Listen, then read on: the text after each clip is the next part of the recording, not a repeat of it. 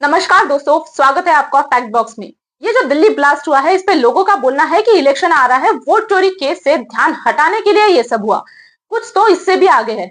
RSS ने करवा दिया, ये सब बोल रहे हैं। अरे भाई, ये क्या व्हाट्सएप यूनिवर्सिटी एनालिसिस चल रहा है क्या? किसी को आइडिया ही नहीं ग्राउंड रियलिटी क्या है। इंडिया जैसे देश में इलेक्शन साल के 365 दिन चलते रहते हैं। पंचायत हो गया, जिला परिषद हो गया, स्टेट इलेक्शन, बाई इलेक्शन और कभी कभी जनरल इलेक्शन।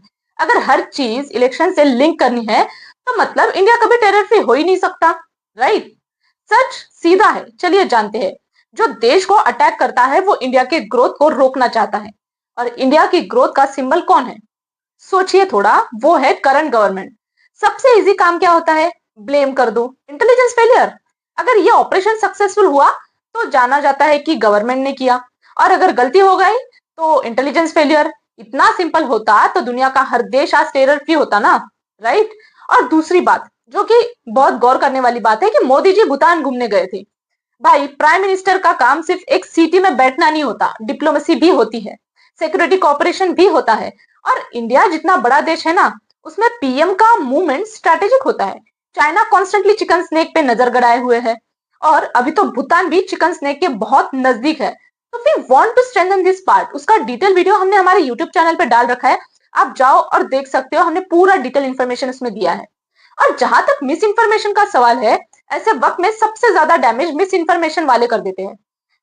एक रूमर 20 मिनट में वायरल हो जाता है, लेकिन एक इन्वेस्टिगेशन को 3-4 महीने लग जाते हैं। और लोग फिर भी कहते हैं हमें सच्चाई चाहिए। देखो, जो ब्लास्ट हुआ, जो अटैक हुआ, ये ओरिजिनल प्लान का हिस्सा नहीं था। ये आउट ऑफ डेस्परेशन का नतीजा था। जब नेटवर्क स्क्वीज हुआ और स्लीपर सेल्स पकड़े गए, तो ऐसा इंपल्सिव हाफ बेक अटैक हुआ। हर बार जब अटैक होता है, एक लाइन रिपीट होती है जो सबने सुनी होगी कि टेररिज्म का कोई रिलीजन नहीं होता। जी हाँ, बिल्कुल सही। लेकिन टेररिज्म का इकोसिस्टम होता है, और उस इकोसिस्टम को तोड़ना पड़ता है। कौन इन्वॉल्व है ये एनआईए जानती है, आईबी जानती है, और ग्राउंड पे काम करने वाले एजेंसी जानती है। व्हाट्सएप वाले एनालिस्ट नहीं जानते। Enough is enough. India needs a terror free India, not a theory free slogan. और अगर इसके लिए स्ट्रॉन्ग स्टेप्स उठाने पड़ेंगे तो उठाने ही पड़ेंगे, चाहे किसी को पसंद आए या ना आए।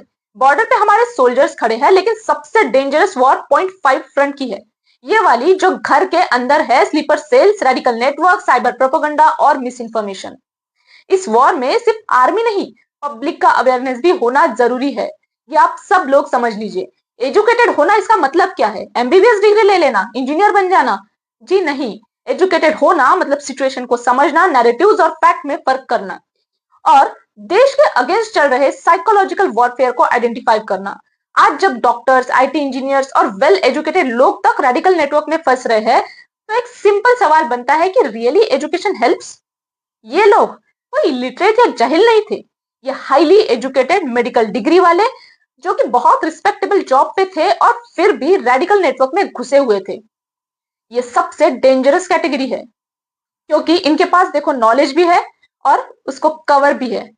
ये एक बात क्लियर करता है कि टेररिज्म पॉवर्टी या लिटरेसी का प्रॉब्लम नहीं है, ये आइडियोलॉजी का कैंसर है। और जब कैंसर एजुकेटेड लोगों तक पहुंच जाए, तब नेशन को ज्यादा विजिलेंट होना ही पड़ता है।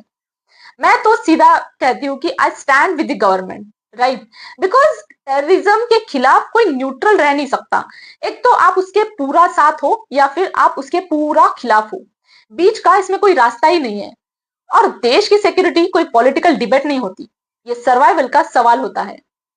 और ये वीडियो जितना शेयर कर सकते हो शेयर करो, और ऐसे ही इंफॉर्मेटिव वीडियोस के लिए लाइक, शेयर एंड सब्सक्राइब करो। थैंक